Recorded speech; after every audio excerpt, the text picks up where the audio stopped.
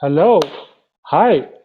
Welcome everyone to this amazing webinar that we put out from Draper Startup House, the Blockchain School, and the Blockchain India, right? So we have I would say right now in this table, we have folks, right, who represent most of the blockchain sort of like community sitting out here on this table. Just a minute.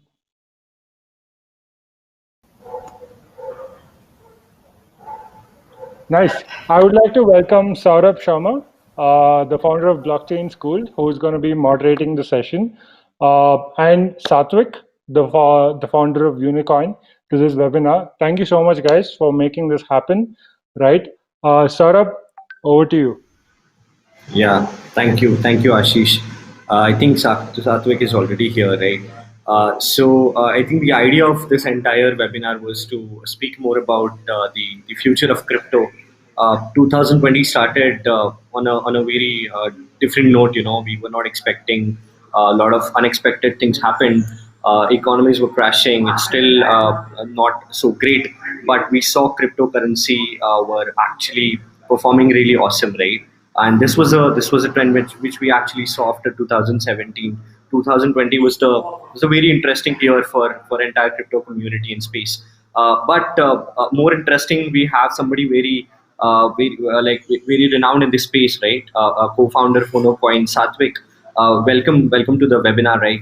And just to quickly introduce you or share more about Satwik.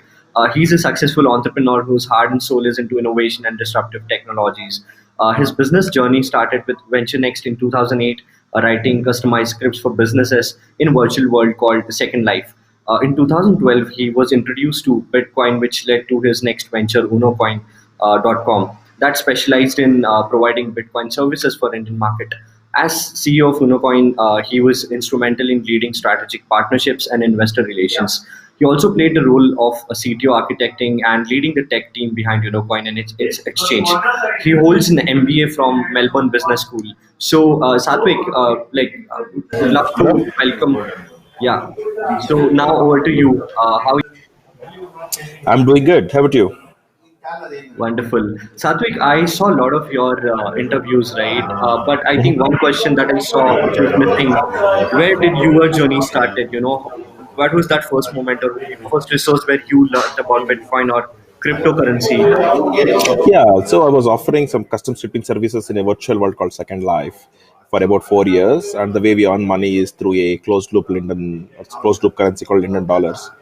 And the conversion of that and getting money to India involved about 7% of a transaction fees, and that made me think about the alternatives. And eventually, I found out Bitcoin. So this was the year 2012, right? So, but in 2013, I started attending some meetups to meet other like-minded people, and then found a business opportunity where we could offer this particular services. And yeah, so that made us to launch the first trading platform for Bitcoin in India. Wonderful. So this was the incidents which actually got you to cryptocurrencies. That's right. Yeah. So this was all 2012 and 13. So yeah. So we started UnoCoin in December 2013. Wonderful, wonderful. And I think since starting, right, how challenging it was to convince your first set of customers or even your team. I want to especially ask you how difficult it was to build your founding team who came with the vision. Founding team actually, like two of the other co-founders I know since many decades already. So the other third co-founder, I mean actually Sunny Ray. So I met him in the meetup, and we were able to figure out the very same mutually exclusive skill sets. Uh, that made me think that this set of four will really make a good team. And when it comes to the rest of the employee team, I had a like tech business before this, right? So where I was offering Yeah, those services, so I was able to pull together some of the employees from that project into this, and so yeah. that was not like super tough, and we were able to launch it about in like 2 to 3 months after we decided that we need it. Wonderful. Wonderful. So, I think couple of years, the space is currently like right now. If you look at cryptocurrency overall, it's going really great. But Mhm. midway, we also face certain circumstances. I really want to understand, the how you're handling about RBI bans and your views and thoughts if something comes up unexpectedly ahead in the journey. So Mhm. how Yeah, do I how do think that started in the first 2 weeks since we started the business in 2013. So that was when the notice came out saying there are risks associated with cryptocurrencies. It just goes yeah. with financial risk, then security risk, and even sometimes legal risk, and etc. And that happened quite maybe about say 4 or 5 times in the journey.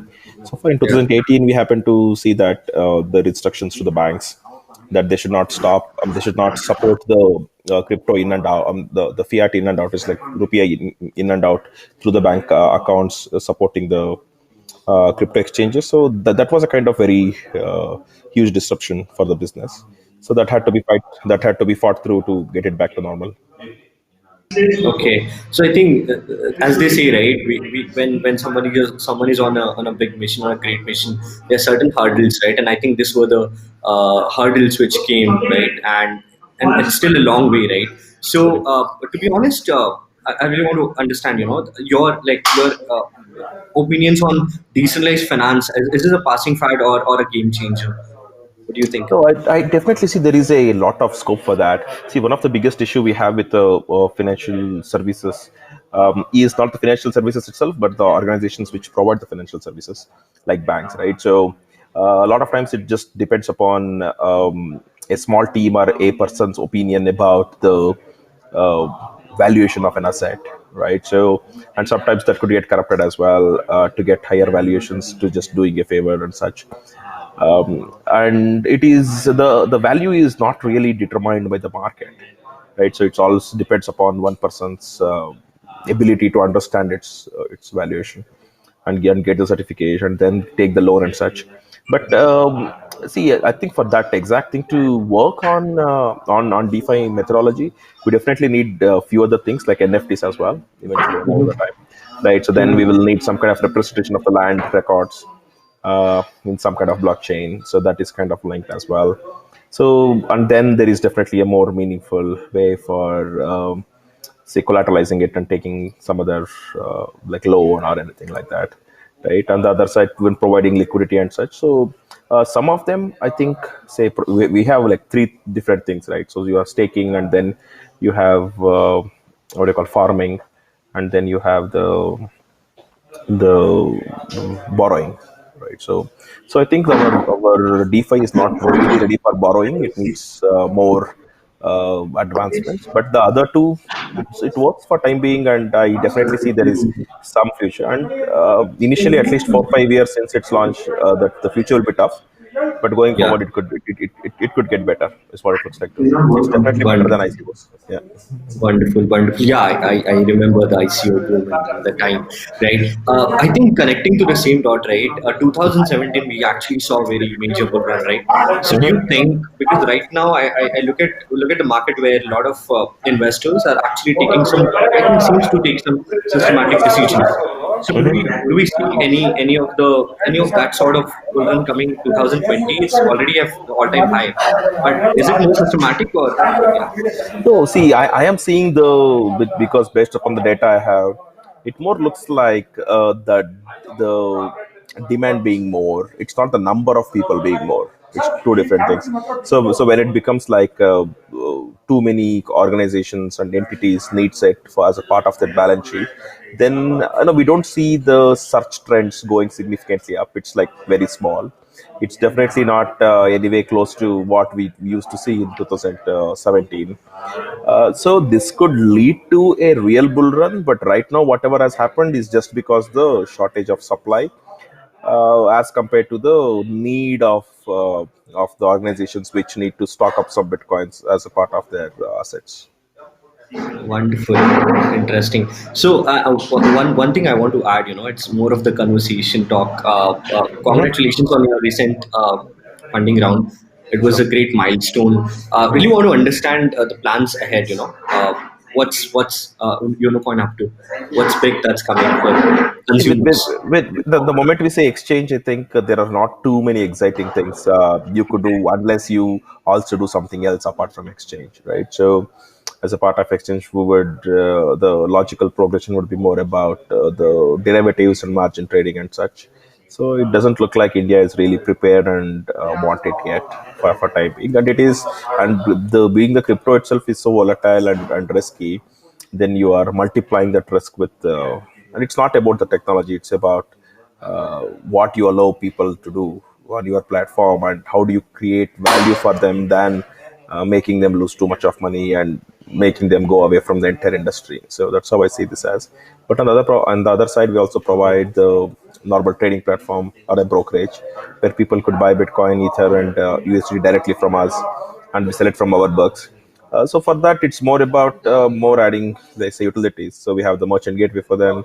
People could pay utility bills, and there is something called systematic investment planning to buy Bitcoin in pieces over a period of time in some frequency, like daily, weekly, or monthly, etc. Right. So the logical progression there would be more about providing some kind of virtual debit cards or something like that, right? So, but that will take its time. I think India is very challenging given uh, not every other business we want to work with is completely open to the crypto world yet, right? Yeah. So the banks which used to shy away even in 2017, like before the issue, are now kind of okay to support it because at the end they understand it's a transactions that is happening and making them money, and so that's okay for them, I guess. But for the other businesses, it's just about the hunger and it's a risk-taking appetite, I guess. Those two will eventually determine. So, if the industry continues to grow the way it is growing, I think there will obviously be much many more players who would be want to working with us. Yeah. Wonderful. So I think I already shared with you, right? We are into education. We actually tackle certain questions every single day where people come and ask. There's so many currencies that comes in India, right? India on the Indian home ground. So do you have any opinions on any of the Indian cryptocurrencies or altcoins where people should think, or what's that fundamental of looking at those investment opportunities? No, I definitely don't really have any view on them. I have heard some great things about at least a few very well-known projects like Matic, etc. Right. So, but apart from that, I mean, I don't think I have enough knowledge to have a view. Okay, wonderful. So this is little bit on like technology side of perspective. I think there are a couple of USPs which are actually with Coin, and there are a lot of exchanges in the market. So I really want you to speak a bit about the USPs which comes with Coin as an exchange. Yeah, see, we are unique in the fact that we make it really, really simple for people to buy Bitcoin, right? So people need not be placing bid and ask orders and try to get into the matching engine, define the price and such.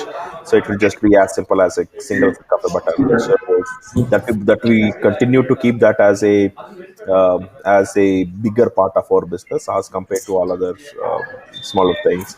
So this is like one thing, and then we have systematic buying plan, like which is like SIP for mutual funds. So we started this in about 2014, and we have more than 30,000 people who have tried this product at one or the other point of time. And because now the price is at more or less all-time high, I can definitely say that everyone who opted for that is in very high profits, right? So, and that is on one side of things, and then we have a merchant gateway. I think it's very unique for us, where the merchants can accept Bitcoin as a mode of payment through the APIs, and we also provide checkout pages for them, right? So Yeah. that also gives something very new for them. And then we allow the utility bill payments for our customers, like postpaid, prepaid, and DTH collections. So that is unique to us as well. So I think, yeah. So, but apart from that, we have instant INR deposit and withdrawals. But those things, like a lot of other exchanges, do also. So whatever we are, and whatever is unique to us, is because we are both a brokerage and also an exchange, right? So that's what makes a lot of the services unique to us only. Wonderful. So there are certain questions, that keeps coming. What about privacy? What about securities? Right, when it comes to transaction, right? So this is more of the fundamental that we have audience which have. no knowledge about how things work. So any of the fundamental that you get like which you can share on.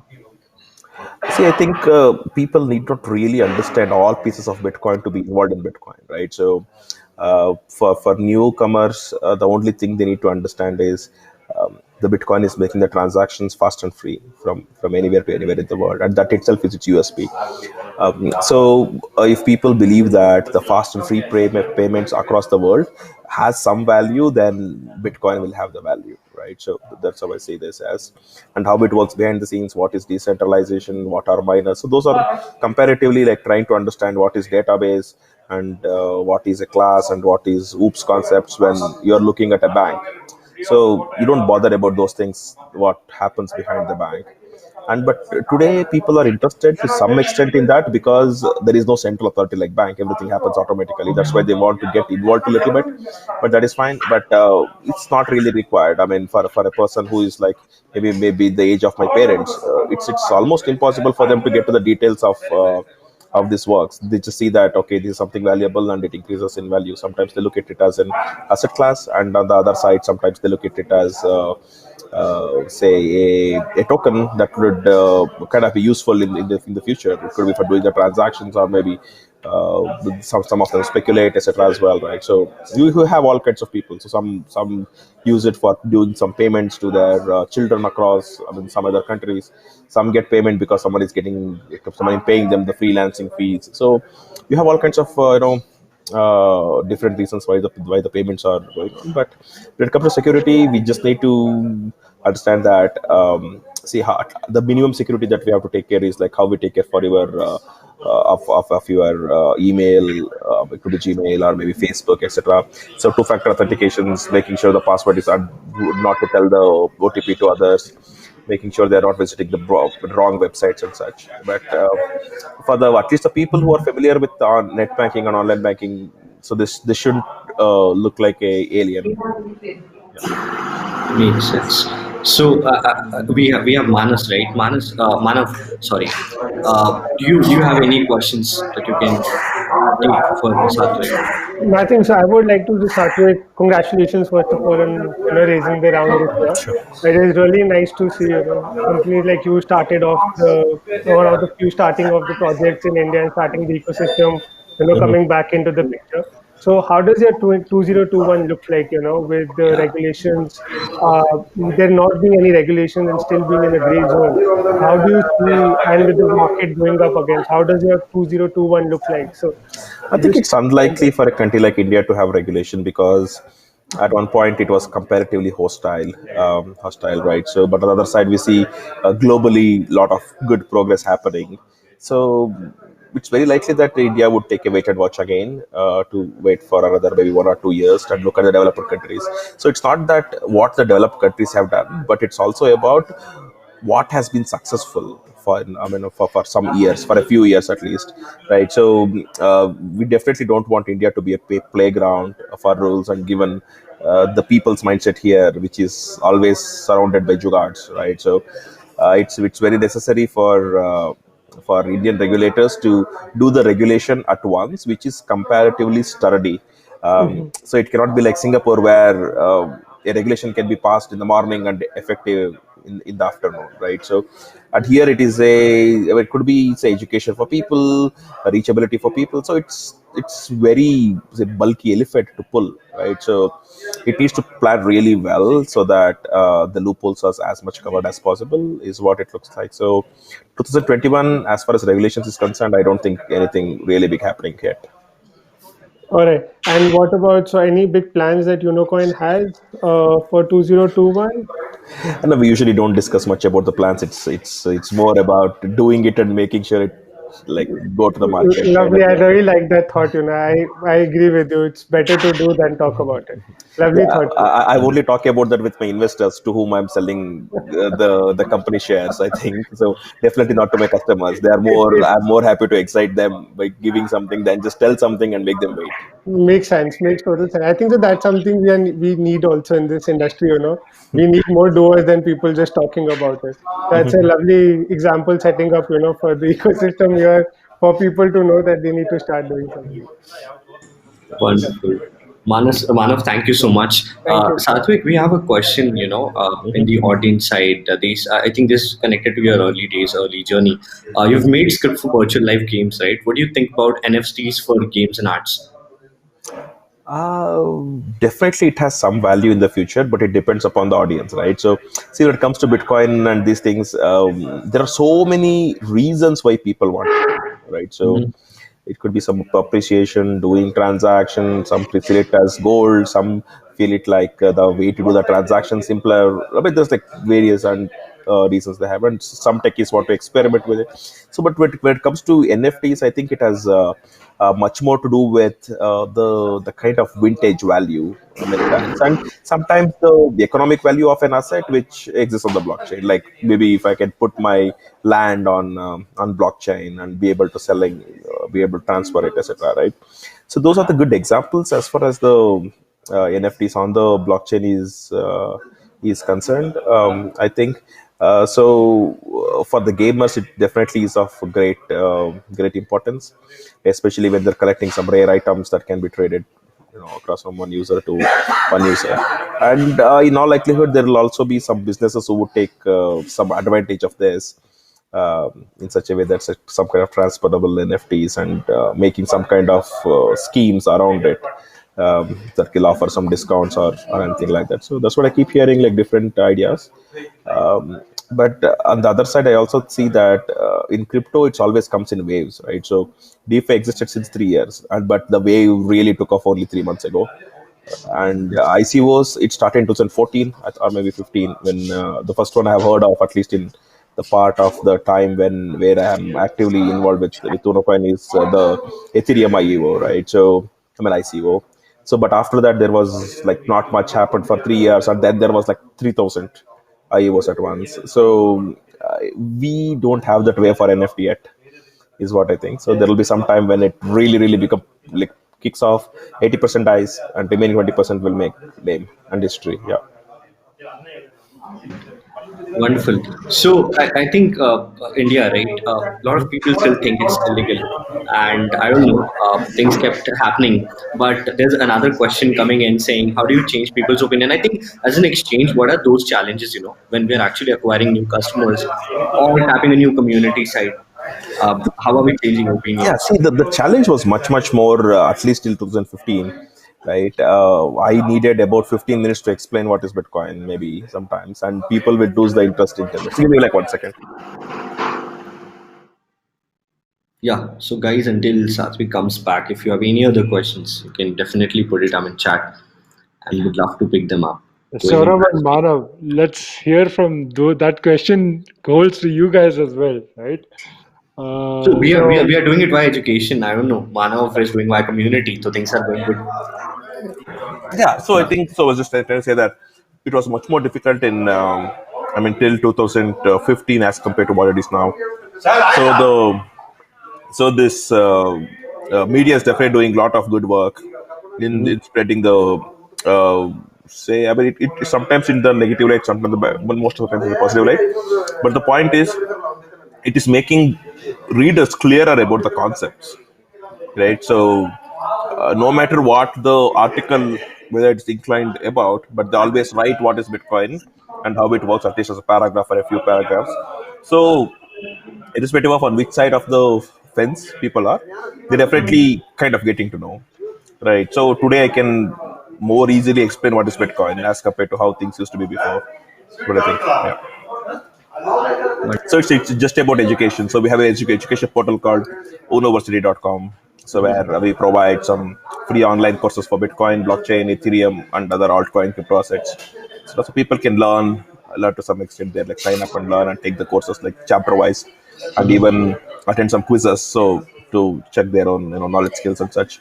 So yeah, these are the things that we have done from our part of things, and we keep blogging about different aspects of the with these technologies and what it looks like, what we feel to be its features, etc. So we have a good amount of followers who actually look at that on blog.onocoin.com as well. So yeah, but that really, I think is like most of the things that we do. But on the other side, we have also attempted, trying to create a courses in engineering college and such. But like the banks, at one point of time, as of today, it's been tough. So the universities are not agreeing that yet. So, but it'll be there will be some time when that will also fall in place. Yeah. I Sort think of, the process, that's yeah. a beautiful sort of like synergy, right? Right there. Yeah. Yeah, so that's what, a lot of time it happens when I think the industry is more about collaborations right now. When I speak to Manav, I speak to other communities in the space. There's always a synergy, and I think awareness, right? And that's the thing. Awareness is somewhere related to adoption, and that will increase more adoption. But still, it's a slow process. Yeah. So great thought, Satvik. Thank you. I think we'll be moving towards something that is like that actually excites me when it comes to applications. We know banking sector has been like crazily can be disrupted. But what are other applications that you personally like because you come from a different background and you have explored so much of tech landscape. So I really want to understand your personal interest of applications in the crypto and blockchain space overall. See, I think when it comes to the just blockchain, even today, I don't really understand what people talk about. Only Mhm. blockchain, right? So sometimes people have asked me, "What is your blockchain strategy?" And it makes me think like, what are they even talking about? Yeah. But it's a good way to understand that they don't know what blockchain is. So that's how I see this as, right. So at the end of the day, it is a dumb ledger that is most inefficient, but the beauty comes just because it's not in one place but every place, and to change one thing you have to change everywhere, right. So Yeah. uh, that's exactly what it is bringing to the table. So I've seen say some of the banks or the organizations attempting blockchain based applications for internal communication, so it's like almost makes no sense. There is a dire need for untrusted parties to be a part of blockchain, and that is why you even need it. So just try to push a technology to just be a part of it is like a wrong way of doing it. Until till today, even now, I don't really see an application in the blockchain which has been so successful that the normal database was not able to achieve, apart from the cryptocurrency transactions to start Yeah. with. And then we have ICOs and IOs, which is the tokens, and right. So then there will be NFTs, and going forward, I think we are more talking about equities and commodities as well. Eventually gets on the blockchain, and it makes sense because those can move without any particular, without any particular agency in between. So it is possible to make it happen. And the permission based blockchain helps move these within the specific set of uh, I won't say customers because it's customers of different exchanges, right? So that just opens up. So it's like how today from one Demat account to one Demat account you can transfer the shares, even though they are with different companies, right? So such thing would definitely have some help, I think. So when it comes to cross border and such things, the challenges again exist. But then it is the regulator's job to follow up. Not much the industry or the technology can really do is what I think it looks like to me. Amazing. I think there's a question in chat box by Kiran. Is it right to say that an ICO came to use to raise money for any startups? So that's where this is where the opinion keeps revolving around the normal consumer's mind. And we saw ICOs. Yeah. See, at the end of the day, you need someone to pay you money believing your idea, right? Yeah. So ICO is just a format, and it is a format where a lot of times you are. I mean, see, if your project is good, you should be able to raise money from VCs, and not getting the money is not because of your inability in executing the project, but because maybe your project itself is not seen valuable, and VCs have much more insights of what works, what does not work. And going through the ICO maybe just will help you go a few months or maybe a year down the road, and but it's an expensive path. And what it really means is the chances of failure is very high. So first of all, when we say a startup, probably we're talking about 2% success rate, and in that particular case, if some startup is forced to do an ICO because they cannot raise a normal funds, then it means their success rate is much more lower. Maybe they're better doing something else than trying to pursue that path, unless they really are so much obsessed with it. Is how I see it as. But technically speaking, yeah, I mean any startup could raise money through ICOs, but what do they give, right? So they should give some kind of utility tokens which is used in their own service for providing, some kind of products or services that can be redeemed, or maybe voucher codes or anything like that.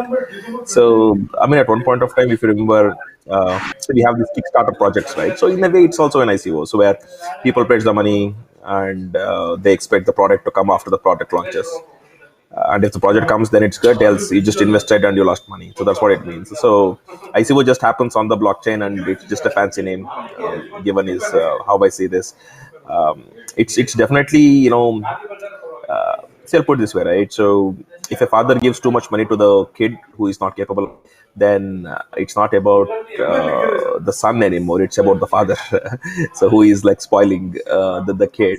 So as he grows up, then he knows the value of money to spend it, right? So, and that is also the reason why different levels of fundraise happens at like different sizes, right? So, and there is always a progress, there is a tab, there is a responsibility, you need to report for xyz things, there is veto right, so you cannot just play around. You'll be more say punctual about doing the things and make, and which are kind of necessary for the business to succeed. In ICO, like nothing exists, you just do whatever and you say that it didn't work. So it's definitely not the path, I think. It is a indisciplined path. Okay, cool. I don't know if this question is valid, but when can we see Indian Sensex and Nifty equities on blockchain and cryptocurrency exchanges? Few years, it's definitely not in the exchange's hands alone. I mean, we first need to have comparatively balanced view on the cryptocurrencies and the blockchain itself. So it's probably the one of the last few steps of adoption by the country. So we have many steps to eventually follow. Is what this looks like. Let's actually, I need to leave in like another 4 minutes. I think we will somehow figure it out to wrap it up. Like I'm in between something as well. Yeah. I cannot hear you, Saurabh. You're on Sorry, mute. Saurabh, you're on mute. Sorry. I think all of my questions were covered. We had Okay. certain takeaways for the session. We also took almost all the audience questions, right? Sure. Ashish, you want to add something so we can No, wind it up? this is good actually. It is like good, pretty precise. Thank you, Satvik, for giving your time. If we have any more questions, guys, whoever attended this, we could pass on to us so that if we could do a post event question with answer in the Twitter, we'll take care of that. Yeah, that's my Twitter handle at the rate Satvik V. So my Twitter and including DMs are open. So happy to have people write to me and happy to pass across. I'm quite active on Twitter, so that's Awesome. one way. Okay, so that's awesome to be a part of the session, and thank you for inviting and helping me keep spreading the company, myself, and my ideas. So it's good to see you guys. Okay, Always good to see you, Satvik. thank you. Manav, on to you now. All right. Okay. Why don't you tell what you've been doing, right? Tell us about your history. You've spoken to Tim as well. You've gone from the landscape of having one of the few guys who created an impact within India around blockchain. So yeah, All right. Thank you. Thank you, Ashish and Saurabh. So, guys, I am Manav, one of the co-founders of Blockchain India. We are the largest blockchain community in the country, and we started it off in 2016. So, with six of us, meeting together and reading about blockchain because the technologies intrigued us. And we used to always meet once a week virtually because we were spread across the country, and we used to share each other's doubts. So in a couple of weeks, we realized that we have learned so much from each other that we thought let's open it up and invite more people to this closed group. So started off a working group kind of a thing, where we first did our event in Bangalore, then we started off in Delhi, Mumbai, and then Hyderabad. Fast forwarding it to over the 4 years. We are 25,000 plus members. We organize a lot of knowledge sharing events. We do a lot of helping Indian founders reach to an audience, let their products get to know about. We have been helping the ecosystem. A lot of people from our ecosystem who joined in 16 are now founders, or are running, raising funds for their startups, or going about working in companies like Consensus or Tezos or Algorand across the globe. So it feels very nice. My co-founder, one of my co-founders, Akshay, who heads all the initiatives at Blockchain India, is also part of the Draper Circle. So we have also helped reach out to him where. Tim Draper himself has looked at a couple of projects for funding. We have also suggested them there, so that people from India, the products that are coming out, founders get a good head start to compete with the kind of resources that people have across the globe. So to help with this thing only, we started with the 100 Days of Code initiative, where we are encouraging more developers to jump into blockchain development. To affiliate that, we do a 1 hour daily sessions where we are helping, where we are sharing the knowledge how to develop on a blockchain, and at the same time, in the end, giving them opportunities to get into this field and move ahead. So these things are going about the kind of initiatives. Besides this, we do monthly knowledge sharing events where we talk about different aspects and concepts that are coming up in the blockchain space. Recently, we started with an entire series on DeFi, where we are going to concentrate what's happening in this space, and how Indian audience and the ecosystem can grab into the opportunities and develop products and move ahead. We also have a fireside chat series where we call in founders to share their story. So everyone who is trying to get into this space or build a product can also learn from their stories, how the journey has been. What sitting outside, we hear so much from what the media is saying, but it's not always that. There's so many good things happening, so you need to learn from people to understand how their journey has been. So you learn from them, experience their products. If you are interested, you can always go and work on their products, test it out, so that we have more users and people getting into this space. So these are the couple of initiatives that we do and help Awesome. you. Am I Awesome. audible? Yeah, Yeah. yeah, totally, All right. totally. All right. Okay. Thank you. So that's what we're doing about, and our aim is to keep building this ecosystem and ensuring everyone coming from India, all the entrepreneurs, developers, get a playing field with international players, and can have a ecosystem where they can be running there and competing with those startups and the companies from across the globe. So please do join our forums and participate, learn from the existing members, share your knowledge. That's how ecosystems grow, and that's where we can provide you any value. We love to do that. Yeah, that was great, Manav. Saurabh, you did give a little bit brief about the blockchain school, but how did you start? Right, even you faced a lot of issues while starting out, and you're single-handedly running this entire community, right? And it's been going amazing for you, right? Especially after coming to Bangalore, I hope so, right, with the Draper Yeah. community. So why don't you a little bit shed your lights about what are you doing from the blockchain school now, and what's the vision for you in Mhm. 2021, as well as what Manav said? So I think too much inclined towards Manav's thoughts. We see a lot of people are trying to chase the opportunities in all the different technological landscape, but we are serving blockchain, so let's focus on that. And the early days, you asked me a question, very interesting, how it all started. And I remember my early days. I visited one of the events in IIT Mumbai. Conducted by Blockchain India. They brought, I think, Joseph Lubin was the speaker, and I had an opportunity. I just had this idea of bringing all my thoughts together and starting up this tech platform. The simplest thing that could have come to my mind was blockchain school, right? And that's where it all started. The initial thought was just to start with the content. The purpose was to educate and aware and all that. But eventually, when we kept doing that, we also realized that there's a very wide opportunity landscape that is there. If you're operating in a niche like blockchain, there's opportunities that people need. There's a lot of talents that is being produced by us or by any other communities, but that need to be handholded rightly and to be taken care of, so that we can ship right talent to right companies who are building great products in the space. So this was all about been going good so far. Yeah, as you said, single-handedly, a couple of people do help me to take things ahead. And what 2021 looks like is obviously we have executed a cohort recently, went really awesome as per expectations. Need to execute more of them. Want to do learning in close communities, more of personalized or cohort-based learning experimentations. We are coming up with an open assessment platform that's in process. so that people who are learning on themselves on internet can definitely access their skills on blockchain, right? And there are multiple things that are revolving around community and learning side, right? But obviously, I think as Satvik recently said, while he was talking that it's too foolish to say you're doing something only on blockchain.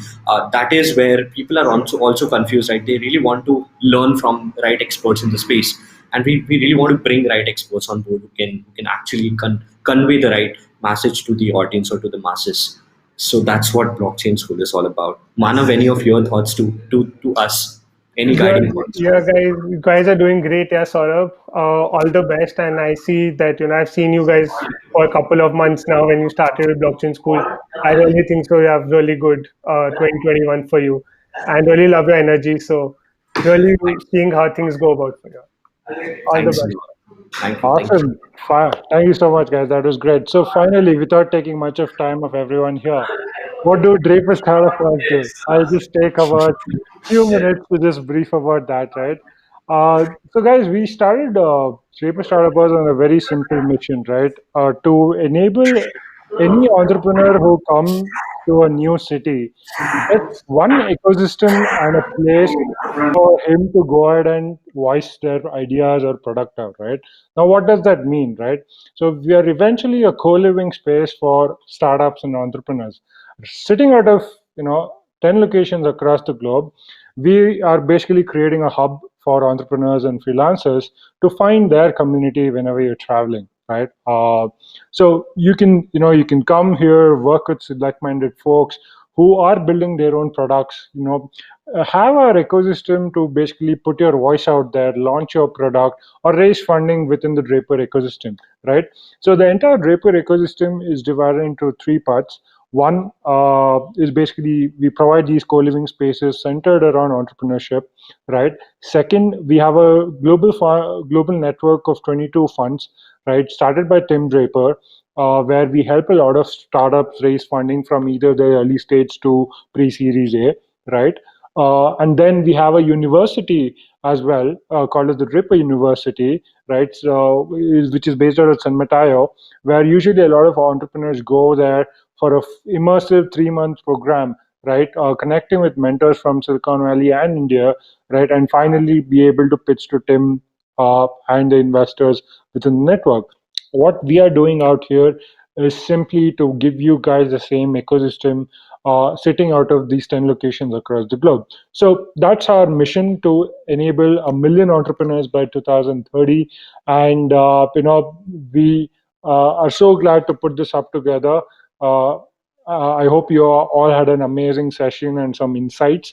If there's anything that you would like to ask more about blockchain, we're all here, Saurabh, Manav, us, and Satvik, right?